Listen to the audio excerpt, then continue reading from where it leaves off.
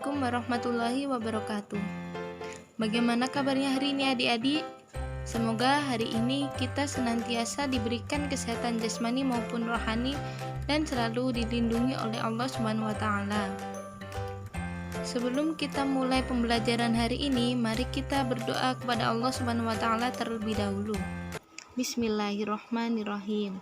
Rabbi zidni ilma warzuqni fahma waj'alni minasyolihin, yang artinya, ya Allah, tambahkanlah aku ilmu, berilah aku karunia agar dapat memahaminya, dan jadikanlah aku termasuk orang-orang yang soleh. Oke adik-adik, langsung saja. Hari ini kita akan membahas korelasi antara perilaku kerja keras, jujur, tanggung jawab, adil, dan toleransi dalam kehidupan sehari-hari. Orang yang bekerja keras pasti akan dengan senang hati dalam menjalani kehidupan. Dan bahwa kita ketahui, hidup di dunia banyak hal-hal yang membuat kita lelah untuk mencari nafkah, menuntut ilmu, lelah. Nah, kita sebagai manusia, kita tidak boleh lelah dalam berusaha, bekerja keras. Dan seharusnya kata lillah itu diubah menjadi dengan kata lillah. Ada suatu kisah pada zaman Rasulullah Shallallahu Alaihi Wasallam, yang mana Rasulullah adalah teladan yang baik bagi umat manusia, dan banyak peristiwa yang dilakukan Rasulullah. Salah satunya yaitu ketika beliau bertemu dengan tukang batu, yang diriwayatkan sepulangnya dari perang Tabuk, yang mana perang Tabuk adalah sebuah peperangan dengan bangsa Romawi. Pada saat itu banyak sekali sahabat yang ikut perang. Rasulullah dan rombongan berhenti sejenak di salah satu sudut jalan yang mengarah ke Madinah. Hal ini menjadi tanda tanya para rombongan, ada apa dengan Rasulullah yang tiba-tiba menghentikan langkahnya. Ternyata Rasulullah Shallallahu Alaihi Wasallam tampak menghampiri seorang tukang batu pada saat itu. Rasulullah memperhatikan tangan si tukang batu yang tampak melepuh, kulitnya legam merah kehitam-hitaman karena terkena sinar matahari yang panas. Lantas Rasulullah Shallallahu Alaihi Wasallam bertanya kepada si tukang batu tersebut, "Kenapa dengan tanganmu?" Si tukang batu menjawab, "Wahai Rasulullah, saya bekerja membelah batu setiap harinya. Batu-batu itu kemudian saya jual ke pasar. Uangnya saya gunakan untuk memberi nafkah keluarga saya. Karena itulah tangan saya kasar dan melepuh seperti ini." Kemudian Rasulullah Shallallahu Alaihi Wasallam menggenggam tangan si tukang batu tersebut dan menciumnya. Kemudian beliau bersabda, "Hadhihi yadun la tamassaha narun abada," yang artinya, inilah tangan yang tidak akan pernah disentuh oleh api neraka selama-lamanya.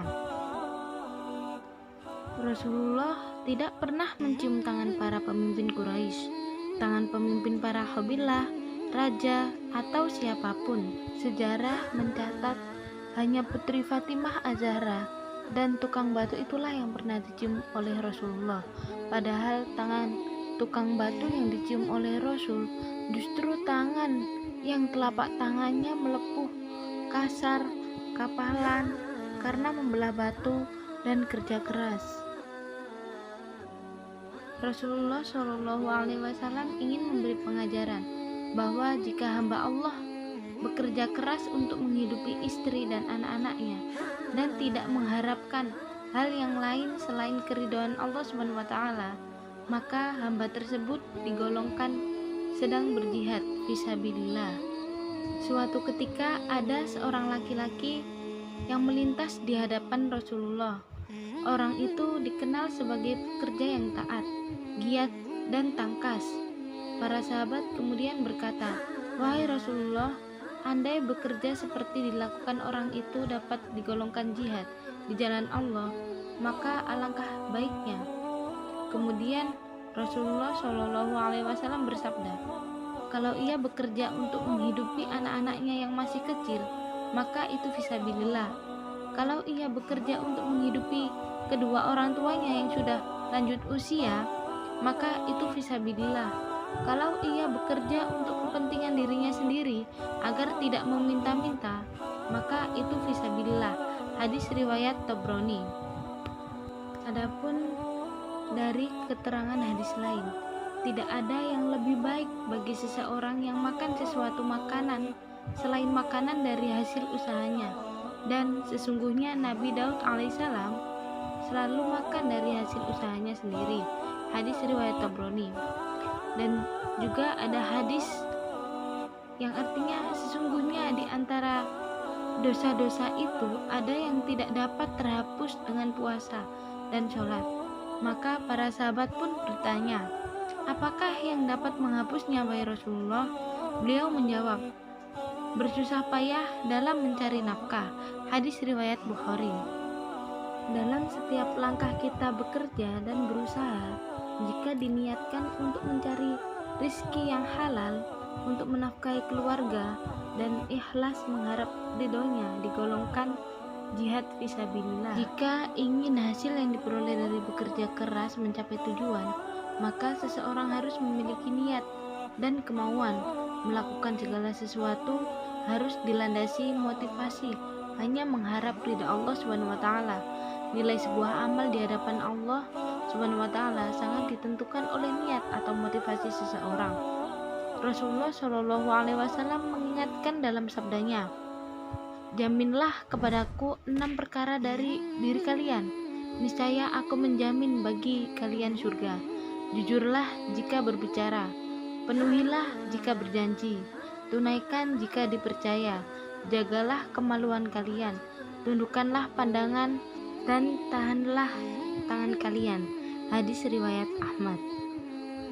Kenapa perilaku bekerja keras harus berperilaku jujur, tanggung jawab, adil, dan toleransi dalam kehidupannya?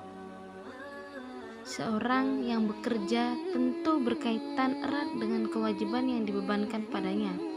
Semakin tinggi kedudukannya di masyarakat, maka semakin tinggi pula tanggung jawabnya, kejujurannya, berperilaku adil, dan toleran. Dan Islam memerintahkan kepada kita agar kita berlaku adil kepada semua manusia, yaitu keadilan seorang muslim terhadap orang yang dicintai dan keadilan seorang muslim terhadap orang yang dibenci, sehingga perasaan cinta itu tidak bersekongkol dengan kebatilan, dan perasaan benci itu tidak mencegah dia dari berbuat adil dan memberikan kebenaran kepada yang berhak.